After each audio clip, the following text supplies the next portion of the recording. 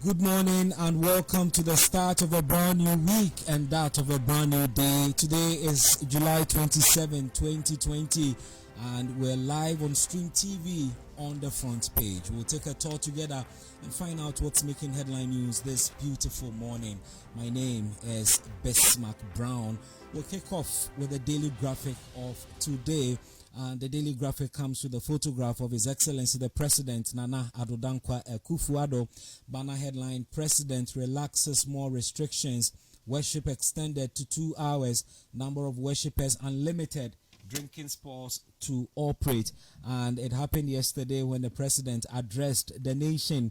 And story says that President Nana Addo Dankwa Akufo-Addo has announced further easing of COVID-19 restrictions covering congregational worshiping, entertainment sites, transport operations, and football activities. That's here on the front page of Daily Graphic. Also on the front page of Daily Graphic today, UCC investors sign MOU to operationalize Commander Sugar Factory. And this is quite a very encouraging story. Story says that Park Agrotech Limited, the strategic investor for the Commander Sugar Factory, has signed a memorandum of understanding with the University of Cape Coast for technical and human resource support to operationalize the factory. The MOU, signed on the university campus last Thursday, details modalities for the production of sugarcane plantain materials which are critical to the sustainability of the factory. It also spells out arrangements for the provision of critical infrastructure that will boost research into sugarcane production, and that's on the front page here of Daily Graphic. So some life being breathed into the Commander Sugar Factory. On the front page of Daily Graphic as well, use COVID-19 to diversify economy. PricewaterhouseCoopers urges government. It's on the front page of Daily Graphic. Quite a sordid and sad story is also captured by the Daily Graphic of today on its front page. Lynching of 90-year-old woman. IGP dispatches homicide team to hunt killers, and it comes with a photograph of Madam Ekua Dente at the mercy of her attackers. That video has gone viral on social media, and the story is here on the front page of Daily Graphic. IGP dispatches homicide team to hunt killers, and the Inspector General of Police, Mr. James Opombuenu, has dispatched homicide experts from the National Police Headquarters to the Savannah region to help search for the murderers of Madam Ekua Dente, aged 19, who was beaten to death at Kafaba near Salaga in the East Gonja district for allegedly being a witch. And that's on the front page of Daily Graphic of today. Let's move on to some other stories this morning. The Ghanaian Times is our next paper, and banner headline: Government eases COVID-19 restrictions as Ghana enters second phase combat against disease. And that's on the front page of the Ghanaian Times of today. Also on the front page of the Ghanaian Times, Tema Port rakes in 553.6 million Ghana cedis but misses revenue target, and that is also on the front page of the Ghanaian Times today. On the front page of the Ghanaian Times as well, massive disinfection exercise prevented COVID-19 spread in Northeast region, and that's coming from the regional minister, Mr. Solomon Lamlet Boa.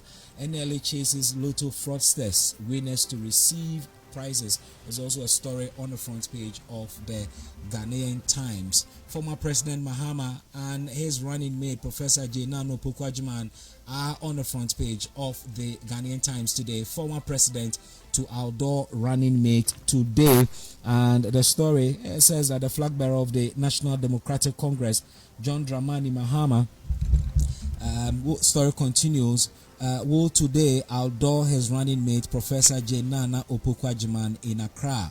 The former outdooring of Professor Opoku-Agyeman will allow her to make her maiden policy statement since her announcement as running mate.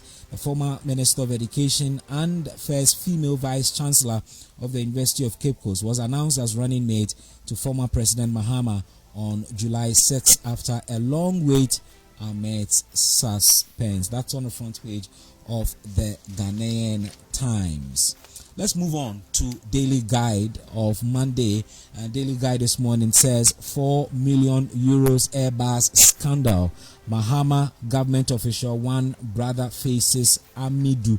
And barring any Samuel Adam Foster, aka Samuel Adam Mahama, brother of former President John Dramani Mahama, will today touch down at the Kotoka International Airport in Accra to be interrogated by the Office of the Special Prosecutor for his alleged involvement in the 4 million euros Airbus bribery scandal.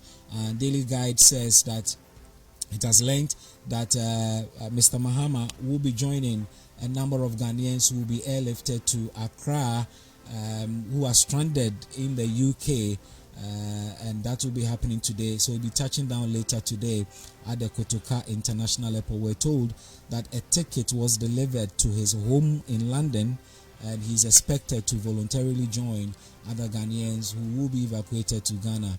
And that's on the front page of Daily Guide. Disinfection slows COVID-19 in Northeast region. NLA makes COVID-19 adjustments. Also on the front page here of Daily Guide. IGP chases 90-year-old killers with 2,000 Ghana cedis.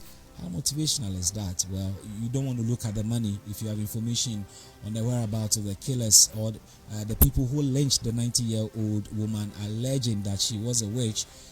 Would have to volunteer this information to the police. NDC fights people's budget is a caption on the front page of Daily Guide. How pistol taken away, and that's also a story on the front page of Daily Guide, and you'll find the details of that story at page 6 of the paper. And the Central Regional Police Criminal Investigations Department has taken the weapon fired by the Minister for Special Development Initiatives, Mavis Hawa Kumsin, at Kaswa last week. The pistol fired by Hawa Kumsin, who doubles as Member of Parliament for the Ewutu Senya East constituency, has been taken as part of exhibits in the matter, according to DSP Irene Sewa Opon, who is the Central Regional Police PRO. It's all on the front page here of Daily Guide. Now let's move on straight to the Chronicle of today. Banner headline: client yells at lawyer, "You have duped me, pay back my filing fee." But counsel hits back, "You are an extortionist, blackmailer." Well, the story is between a client and his lawyer. And story says that a Tema-based businessman is on the heels of LS Kwame Kwashiga, a lawyer, to compensate him and take care of his current condition as a result of the lawyer's exhibition of bad faith. McCarthy Mensah, proprietor of DS Group Engineering and Consultancy Services, told the Chronicle that on May 24 last year, he paid 5,000 Ghana cedis to Ellis Kwame Kwashiga of Kwashiga & Co. Jidedi Chambers in Accra with receipt number 001273 as filing fee for a debt recovery case between him, the businessman, and STE Kasum Zombri Salvi of the Republic of Togo. Having paid the money to the lawyer, Mr. Mensah said the former later produced a photocopy of a writ of summons and statement of claim respectively. The story goes on and on and on to indicate that the lawyer allegedly took monies from the client ostensibly to serve the company in Togo, but could never produce a receipt to prove that indeed the service was done. That's here on the front page of the Chronicle. Also on the front page of the Chronicle today, NDC remembers Asundwe Hine with a divided front. And if you recall, Koku Anyedoho held his ceremony separately from what the party actually also did in remembrance of the late professor. The Chronicle also says Ghana gets $69 million hamper from ADB to fight COVID-19. NLA to probe winning lotto tickets before payment is also a story on the front page of the Chronicle. The Inquisitor this morning says pollution at Tema Free Zones Enclave. United Steel Workers angry, accuse top government officials of protecting company. And workers of United Steel Company located within the Tema-Free Zones enclave are saying that some top government officials have been compromised by the company, and that is why it is still causing huge pollution without being questioned. United Steel Company has been causing huge pollution within the enclave that many see as very dangerous to human lives.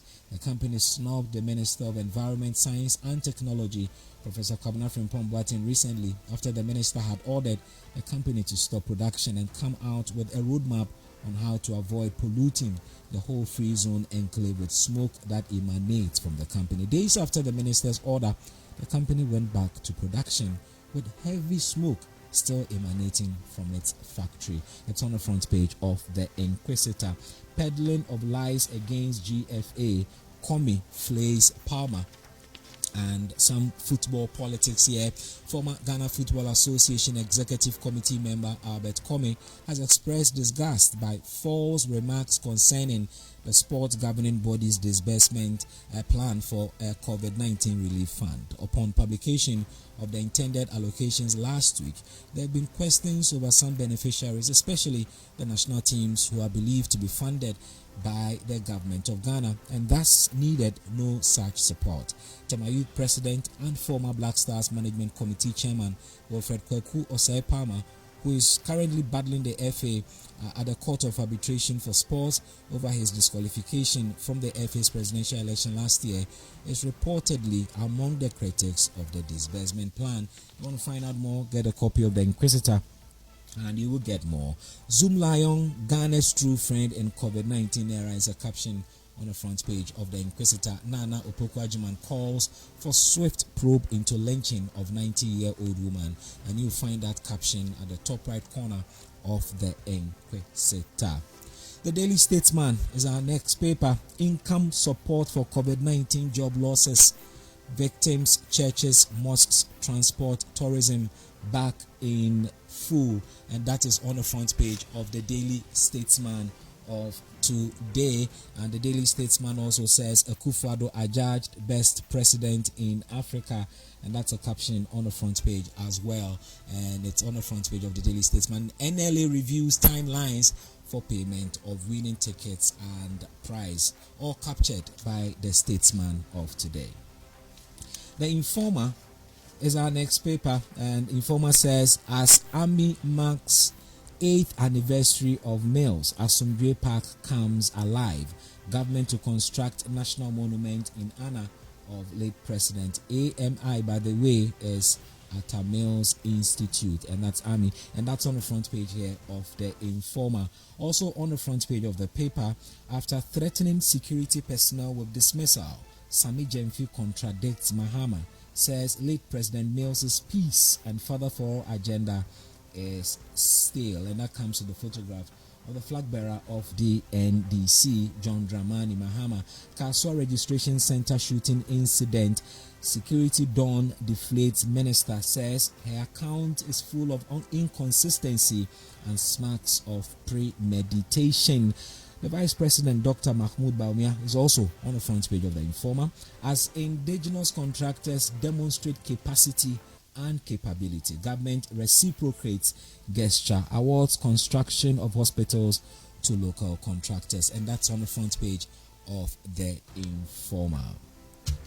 Now, let's turn our attention to the Daily Dispatch of today. The Daily Dispatch comes with a banner headline: Ghana's online education faces serious challenge.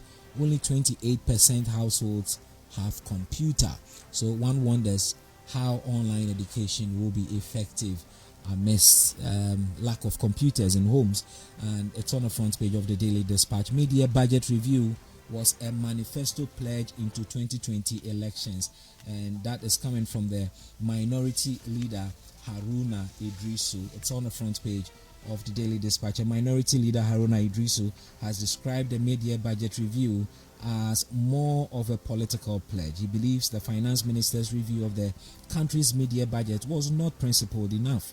The former employment minister told the media that Ken Ofori-Atta failed to give a proper account of some monies. I quote, "He came more as a manifesto pledge into the 2020 elections done a mid-year budget review of the budget, in my view, and I don't find that principled enough, unquote. It's on the front page of the Daily Dispatch. Also related to the mid-year budget review, on the front page of the Daily Dispatch, mid-year budget review, Finance Minister responds to NDC, and that is also on the front page of the Daily Dispatch. And Finance Minister Ken Ofori-Atta has debunked claims that the mid-year budget review was geared towards elections. The mid-year budget review, which was read last Thursday, has generated a lot of discussions. The ruling government has described it as hopeful, but the opposition NDC thinks it's for election 2020.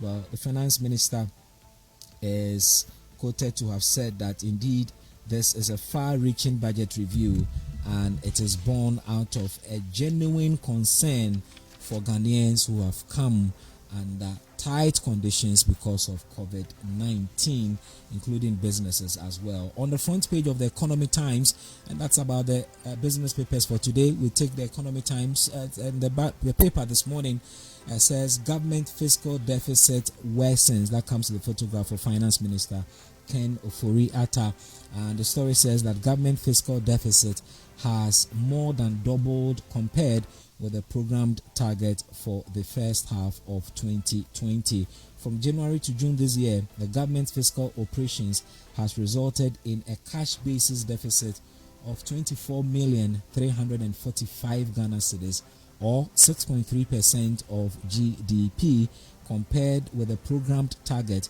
of 11,794 Ghana cedis, or 3.1% of GDP for January to June this year. That's quite a quantum leap in terms of fiscal deficit. The Economy Times also says 2020 appropriation to increase by 12% as government asks for 11.8 billion Ghana cedis in supplementary budget. And this all came up in the 2020 mid-year budget review, where Finance Minister Ken Ofori-Atta is seeking to increase the government's total appropriation to almost 110 billion Ghana cedis for the year 2020, as it is seeking parliamentary approval to spend about 12 billion Ghana cedis more in a supplementary budget presented to Parliament last week. That's here on the front page of the Economy Times. I'm quite elated by this story as well.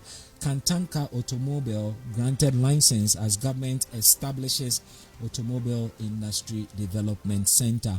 And as the government dream of making Ghana the automobile assembling hub in the sub-region, Kantanka Automobile Company, a Ghanaian automobile company, has been formally granted license to continue their auto assembly operations in Ghana. This comes as a relief to the local auto company, as it can now benefit from incentives under the Ghana Automotive Manufacturing Development Policy, and this was released by Finance Minister Ken Ofori-Atta.